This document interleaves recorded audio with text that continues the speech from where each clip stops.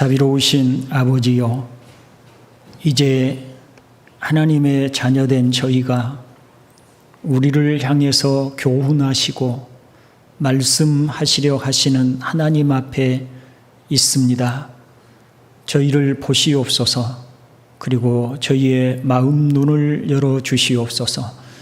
그리고 하나님의 말씀과 뜻을 깨닫고 그 속에서 아버지의 거룩하신 뜻을 온 마음으로 받게 하여 주시옵소서. 예수님의 이름으로 기도드리옵나이다.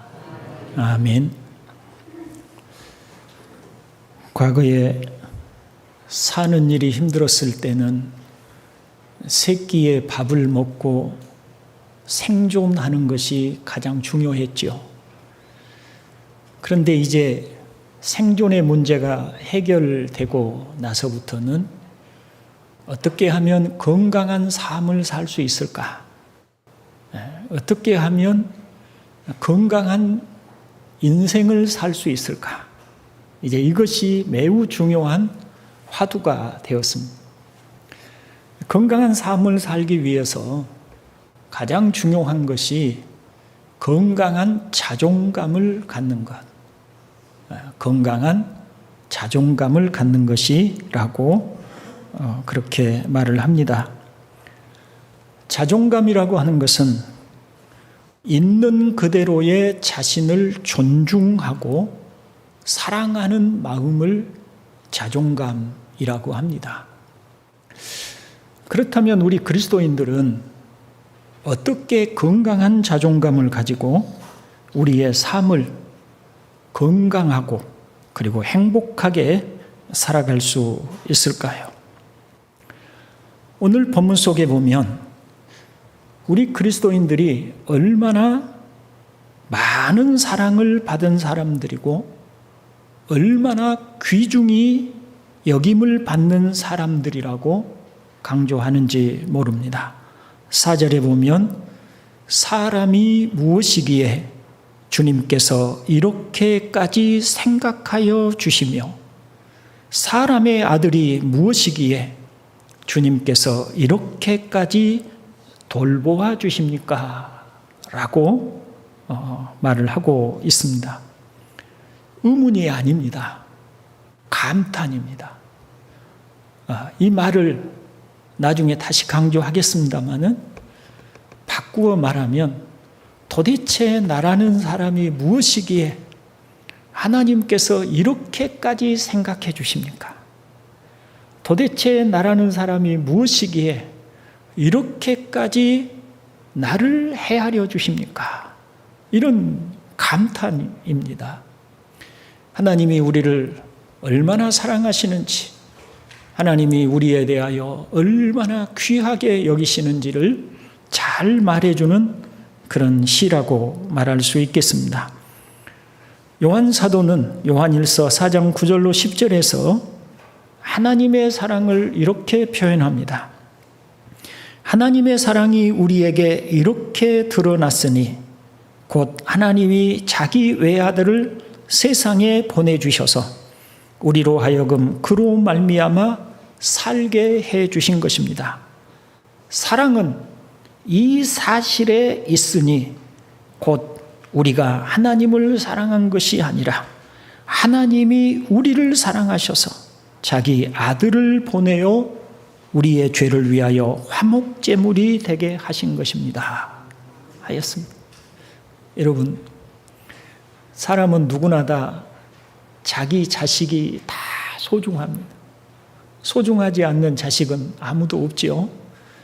그런데 하나님께서 자신의 가장 소중한 독자 아들을 우리를 위하여 주실 만큼 그렇게 우리를 사랑하신다고 말씀을 하시니 우리는 도대체 이 사랑을 어떻게 생각해야 할지 모르겠습니다. 그래서 오늘 시인의 표현대로 하면 도대체 우리가 무엇이라고, 우리가 무엇이고 한데 이렇게 우리를 생각해 주십니까? 이런 말이 나올 수밖에 없는 것이죠. 우리는 우리의 삶의 모습을 보면 때로 가슴을 치며 회개하여야 하는 것은 사실이지만 기본적으로는 바로 이와 같은 하나님의 크고 놀라운 사랑을 입은 사람들임을 알아야 합니다. 우리는 정말로 진짜로 하늘로부터 하나님의 특별한 사랑을 받은 사람들입니다. 우리는 하나님의 부르심을 받았다, 택하심을 받았다라는 성경의 말씀을 봅니다. 그런데 받았다라고 하는 말은 수동태예요. 내가 원해서 얻은 성취가 아닙니다. 내가 노력해서 얻은 것이 아닙니다. 하나님께서 주신 것을 그저 받았을 뿐입니다. 그러니 우리가 택하심을 받았다, 부르심을 받았다, 구원을 받았다라는 것은 오직 하나님께로부터 우리에게 주어진 은혜라는 것입니다. 그래서 소중한 것이에요. 변하지 않은 하나님께서 영원히 지상 만민 중에서 하나님과 함께 갈 특별한 사람으로 우리를 택하신 것입니다. 이것이 우리 그리스도인들의 자존감이어야 합니다. 외적인 모습으로는 많은 허물이 있습니다. 저는 살면서 보니까 정말 똑똑하고 잘난 사람들이 많더라고요. 머리가 영리한 사람들도 있고 특별한 지혜를 가진 사람들도 많고 의지가 아주 견고한 사람들도 있고 뜻과 정신이 맑고 높은 사람들도 정말 많이 있는 것을 보았습니다. 그런데 우리 모습을 보면 그렇게 보이지 않아요. 우리는 그렇게 지혜도 뛰어나지 못하고 능력이 많은 것도 아니고 또 마음에 바라고 원하는 삶이 있음에도 불구하고 그것을 이루어 나갈 능력도 없는 사람처럼 보입니다. 그래서 우리 스스로를 바라볼 때 참 비천하게 여겨지기도 하고 나 같은 사람이 무엇이라고 하는 그런 생각이 들 때가 많아요. 그런데 하나님께서는 그런 우리를 택하신 것이에요. 그 잘나고 똑똑한 사람들, 그 많이 가진 사람들, 그리고 세상에서 남들보다 훨씬 뛰어난 사람들이 아니라 바로 저와 여러분을 택하신 줄로 믿습니다.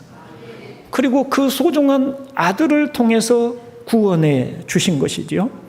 그러니 우리는 정말 하나님의 특별한 사랑을 입은 사람들이고 우리는 우리 자신에 대해서 생각할 때 지금 내가 보고 있는 현실 속에 있는 내가 아니라 하나님 앞에 있는 나를 볼 수 있는 안목이 열려야 할 줄로 믿습니다. 그것이 우리 그리스도인들이 가져야 할 자존감의 출발이라고 하는 것을 잊지 말아야 하겠습니다. 이제 본 시편을 통해서 우리는 우리가 하나님으로부터 어떻게 존중이 여김을 받고 있는지를 살펴보려고 합니다. 먼저 우리를 택하시고 부르시고 사랑하시는 하나님이 얼마나 위대하시고 영광스러우신 분이신지를 우리가 1절의 말씀을 통해서 볼 수가 있습니다. 여호와 우리 주여 주의 이름이 온 땅에 어찌 그리 아름다운지요 주의 영광이 하늘을 덮었나이다 라고 합니다. 여기 보면 온 땅에 아름다운 주님의 이름, 온 땅에 어디에서나 드러나는 주님의 이름과 하늘을 덮은 주의 영광, 그래서 주의 이름과 주의 영광은 같은 의미로 반복하여 강조하려고 하는 시적 표현으로 볼 수가 있습니다. 우리가 살고 있는 지구는 정말 아름다움으로 가득한 곳입니다. 달에 가기 위해서 우주선을 타고 인류 최초로 지구 밖으로 나왔던 소련의 유리 가가린이라고 하는 사람은 다시 돌아갈 수 없을지도 모르는 지구를 바라보면서 이렇게 감탄했다고 합니다. 지구는 푸른 빛이다. 얼마나 놀라운가, 경이롭다. 라고 이 지구를 바라보며 탄성을 질렀다고 합니다. 우주에서 바라본 지구는 작지만 푸른 빛을 품어내는 행성으로 경이로운 아름다움으로 가득하다고 합니다. 여러분, 아침 햇살에 그 풀잎에 맺혀 있는 이슬방울을 보신 적이 있으십니까? 저는 그 연한 풀잎에 이슬 한 방울이 맺혀 햇볕을 받아서 반짝거리는 그 모습을 보며 이 아름다움을 어떤 단어로 표현할 수 있을까 고심을 해본 적이 있었습니다. 표현할 말이 없습니다. 그 햇살에 영롱하게 비치는, 그리고 금세 떨어져서 사라지고 마는 이슬방울인데 표현할 수 없는 신비로운 아름다움을 나타내고 있습니다. 아침에 떠오르는 장엄한 태양과 밤에 은은하게 빛나는 달빛에 비치는 백꽃은 또 얼마나 아름다운지요. 고려의 문인 이존연이 쓴 다정가의 한 소절, 이화의 월백하고 은하니 삼경인제라고 하는 구절을 가만히 한번 음미해 보십시오. 밤하늘에 은하수가 강처럼 흐르고 있는데 거기에 고요한 달빛을 받아서 하얀 백꽃이 흐드러지게 피어 있는 모습 말입니다. 넘실거리는 푸르고 드넓은 바다와 바위 틈에 기묘하게 뿌리를 내리고 있는 고고한 소나무의 자태, 기암 괴석으로 기기묘묘한 조화를 이루고 있는 산들과 황금빛으로 빛나는 가을 들판의 아름다움, 어느 곳 하나 신비롭지 않은 곳이 없는 자연입니다. 이렇게 자연의 아름다움을 필설로 붓이나 입으로 표현할 수 없을 만큼 너무 신비롭고 아름다운데, 그런데 그 중에서 가장 아름다운 하나님의 작품은 바로 사람입니다. 시바타 도요라고 하는 일본의 할머니 시인이 있었습니다. 이분이 99세에 시집을 출간하고 그 후로 3년을 생존하여 계시다가 세상을 떠나셨는데, 그분이 처음 시집을 출간했을 때 그 시집이 엄청나게 인기가 있었지요. 그 중에 약해지지 마라고 하는 짤막한 시가 있습니다. 있잖아, 불행하다고 한숨 짓지 마.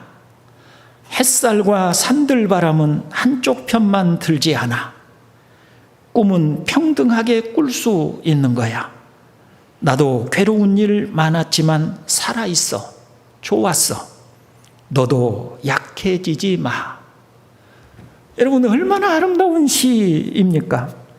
이렇게 아름다운 시를 쓸 수 있는 존재가 바로 사람인 것입니다. 사람은 보이지 않는 작은 바이러스에도 죽을 수 있는 존재이지만 또한 우주선을 타고 달에도 가고 비행기로 지구 끝까지 날아갈 수 있는 지혜로운 존재이기도 합니다. 학문의 다양함과 깊이는 측량할 수 없는 사람의 능력을 보여주기도 합니다. 바로 이런 사람을 하나님이 만드셨습니다. 무엇보다 하나님의 영광은 하늘에 있다고 합니다. 주의 영광이 하늘을 덮었나이다 라고 하고 있고요. 주의 손가락으로 만드신 주의 하늘과 주께서 베풀어 두신 달과 별들을 내가 보오니 라고 찬탄을 합니다. 셀 수도 없는 수많은 별들이 하늘에서 하나님의 영광을 나타냅니다. 형제 여러분, 사람들이 하나님을 그 마음에 두기를 싫어하였기 때문에 하나님이 상실한 마음 그대로 두셨으므로 사람들은 피조물 속에 새겨진 찬란한 하나님의 영광을 잘 보지 못하고 살아가고 있습니다. 때때로 아름다운 자연에 입을 다물지 못하고 찬탄하기도 하지만 그 속에서 하나님의 영광을 보지 못하고 맙니다. 그러나 우리의 눈이 벗겨지면, 우리 마음에 하나님에 대한 믿음이 생기면 우리는 자연 만물 가운데 나타난 하나님의 영광을 보게 됩니다. 우리가 하나님을 만난다는 것은, 신앙을 갖는다는 것은 단순히 신앙이 없던 사람이 새롭게 어떤 믿음의 대상을 찾았다라고 하는 정도를 말하는 것이 아닙니다. 완전히 새롭게 되는 것입니다. 보지 못하던 것을 볼 수 있게 눈이 열리는 것입니다. 느끼지 못하는 것들을 느끼기 시작하고 깨닫지 못했던 것들을 깨달아지는 것과 같은 새로움인 것입니다. 이게 신앙입니다. 여러분, 하나님께서 우리가 보는 바 온 세상과 만물을 창조하셨습니다. 우리가 예수를 믿기 이전에는, 신앙을 갖기 이전에는 이것을 전혀 알지 못했습니다. 세상은 그저 존재했고 그저 있는 것이라고 생각했을 뿐입니다. 그런데 이제 우리의 눈이 열리고 우리가 거듭나고 새로운 피조물이 되어 바라보니 이 세상은 하나님이 지으셨다는 것을 알 수가 있게 되었습니다. 또한 하나님이 보좌에 앉으셔서 세상의 왕으로 통치하고 계십니다. 세상은 하나님의 결정대로 되어갈 것입니다. 왜냐하면 하나님이 왕이시기 때문입니다. 그런데 이렇게 영화로우신 하나님이, 이렇게 아름답고 기기묘묘하고 놀라운 세상을 창조하신 전능하신 하나님이, 그리고 만왕의 왕이시고 온 세상을 그분의 뜻대로 통치하시는 하나님이 바로 저와 여러분을 택하시고 사랑하신다는 것입니다. 그게 바로 우리들입니다. 그런 하나님의 사랑을 입은 사람들이 바로 우리들이라는 것입니다. 이것이 오늘 우리의 자존감인 줄로 믿습니다. 두 번째로, 하나님이 우리를 얼마나 소중하게 여기셨는지를 볼 수가 있습니다. 우리 3절로 4절을 함께 읽어봅니다. 주의 손가락으로 만드신 주의 하늘과 주께서 베풀어 두신 달과 별들을 내가 보오니 사람이 무엇이기에 주께서 그를 생각하시며 인자가 무엇이기에 주께서 그를 돌보시나이까. 아멘. 시인은 하나님이 만드신 것들과 자신을 한번 비교해 보았습니다. 그랬더니 우리 인간들은 하나님이 만드신 작품 앞에 너무나 왜소하여 감히 나설 수 없습니다. 하늘을 한번 보십시오. 얼마나 광활합니까? 주 여호와는 광대하시다 라는 말이 저절로 나올 만큼 이 세상이 너무나, 온 저 푸른 하늘이 너무나 넓고 광활합니다. 끝없이 드넓은 바다와 웅장한 산에 비교하면 우리 인간들은 그 앞에 개미와 같을 것입니다. 그런데 그 웅장한 하늘과 거기에 있는 달과 별들이 하나님의 손가락으로 만드셨다면 하나님은 얼마나 크신 분이시며 반대로 우리는 하나님 앞에 얼마나 작은 존재냐는 것입니다. 그런데 여러분, 이 크신 하나님이 우리로서는 측량할 수도 없고 또 감히 표현할 수도 없는 이 광활한 세상과 이 드넓고 이 큰 세상을 만드신 하나님께서 성경의 표현대로 하면 그 앞에 있는 우리 인간은 먼지처럼 작은 존재인데 이 먼지 같은 우리를 보신다는 것입니다. 우리를 주목해서 보신다는 것입니다. 우리를 향해서 마치 세상에 우리만 존재하는 것처럼 하나님은 그렇게 우리를 보신다는 것입니다. 이런 사실을 욥이라고 하는 사람은 도대체 이해할 수가 없었어요.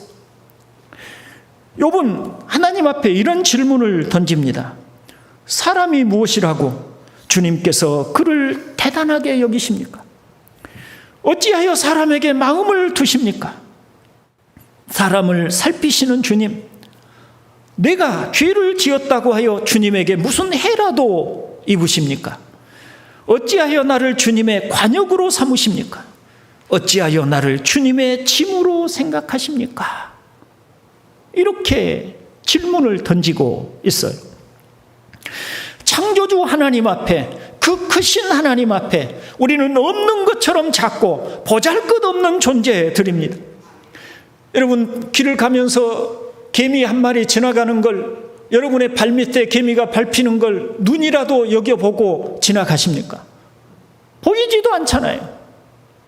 그런데 우리와 개미의 차이보다 창조주 하나님과 우리의 차이는 비교할 수가 없이 큰 차이가 나는 거잖아요. 그런데 우리는 개미 한 마리도 눈에 보이지 않아서 그저 밟고 지나가면서도 느끼지도 못하는데 하나님께서는 우리 한 사람 한 사람을 주의 주의 깊게 보시고, 그것이 하나님께서 마치 우리의 행위 때문에 속이 상하기도 하고 아프기도 하고 기쁘기도 하는 분처럼 그렇게 우리를 여기신다는 거예요. 욥은 그런 사실이 도무지 이해가 되지 않았어요. 나 같은 사람이 뭐 좀 잘못한다고 해서, 개미만 또 못한 나 같은 사람이, 먼지 같은 나 같은 사람이 뭐 좀 잘못한다고 해서 그게 무슨 하나님 앞에 해가 된다고, 하나님 도대체 내가 좀 잘못한 것이 있다 손 치더라도 그것이 하나님 앞에 뭐가 된다고 나를 이렇게 주목하고 도저히 못 견뎌 하시는 것처럼 나에게 이런 고통을 주십니까?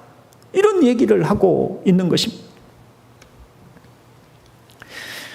하나님께서는 우리 한 사람 한 사람을, 그 크신 하나님 앞에 지극히 작은 우리 한 사람 한 사람을 상대하시고, 때로는 우리를 설득하시고, 때로는 우리에 대해서 질투하는 감정까지 표현하시는 그런 분이십니다.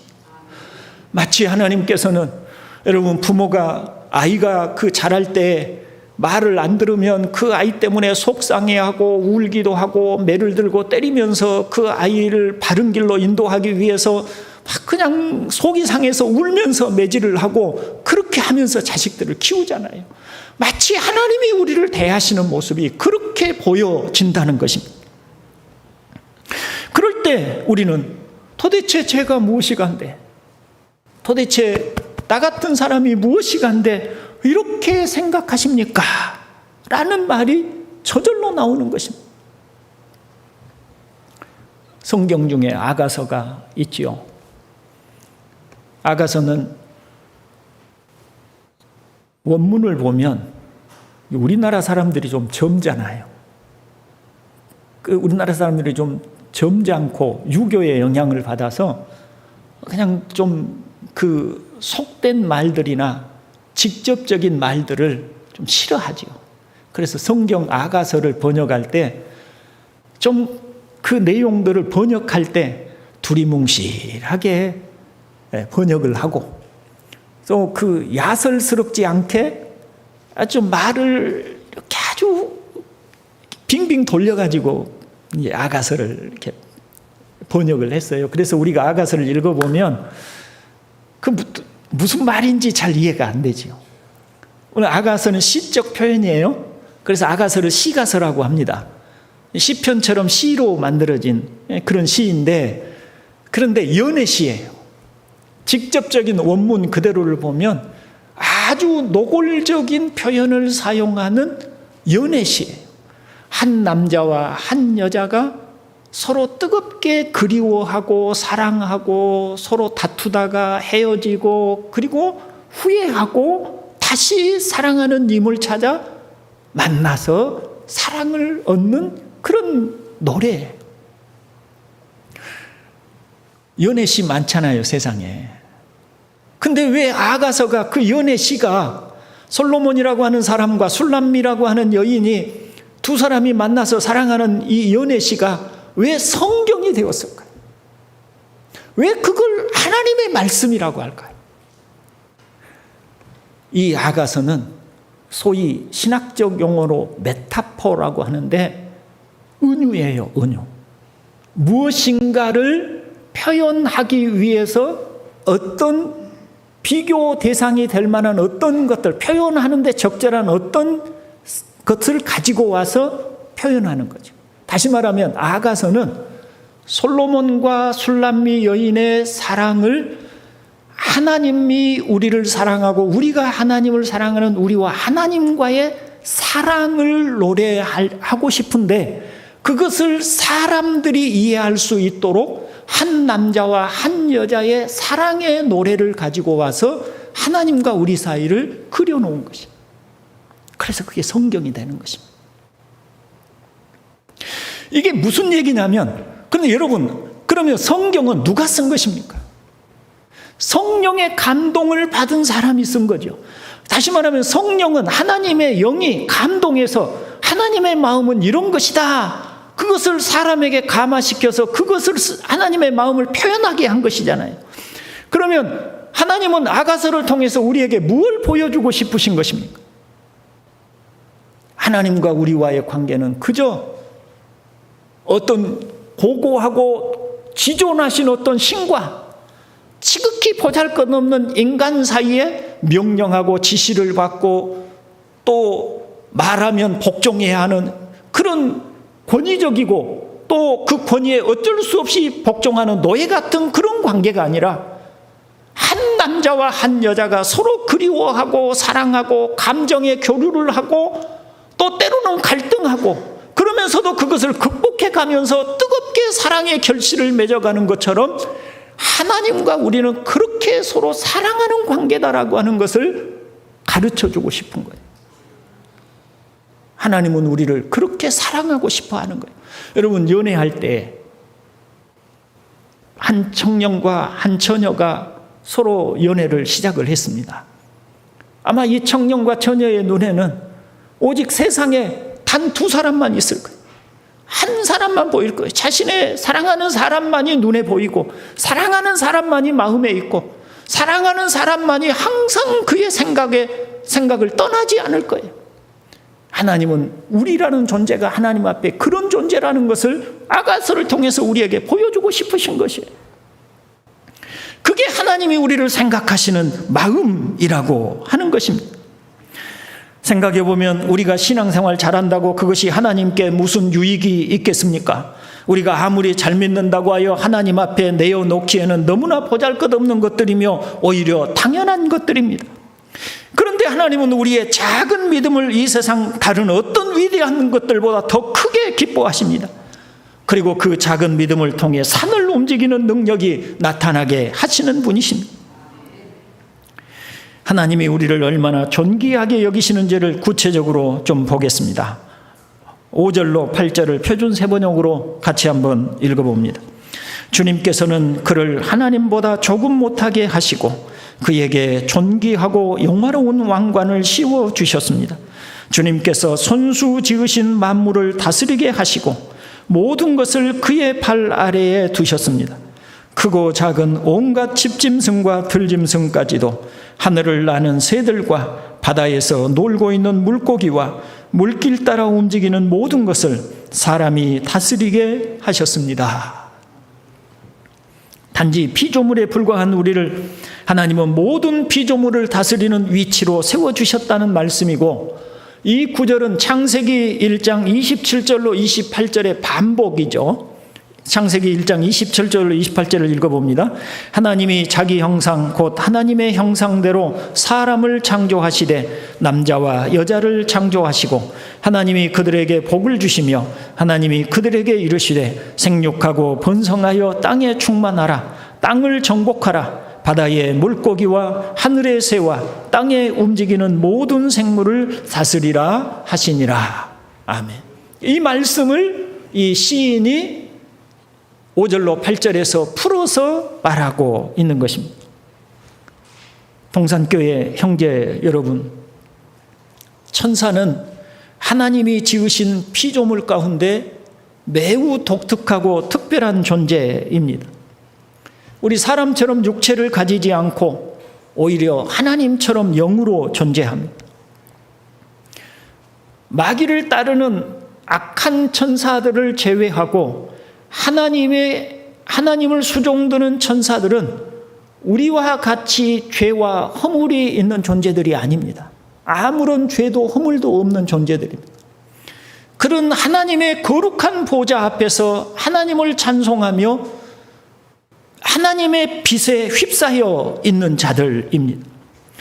그런데 하나님은 오히려 그런 영광스러운 천사들보다 우리를 더욱 귀하게 여기신다고 말씀을 하십니다. 지존자의 은밀한 곳에 거주하며 전능자의 그늘 아래에 사는 자요. 누구를 가리키는 말입니까? 우리를 가리키는 말이죠. 이게 이제 시편 91편인데 시편 91편은 지존자의 은밀한 곳에 거주하며 전능자의 그늘 안에 사는 자요 라고 시작을 하고 있습니다.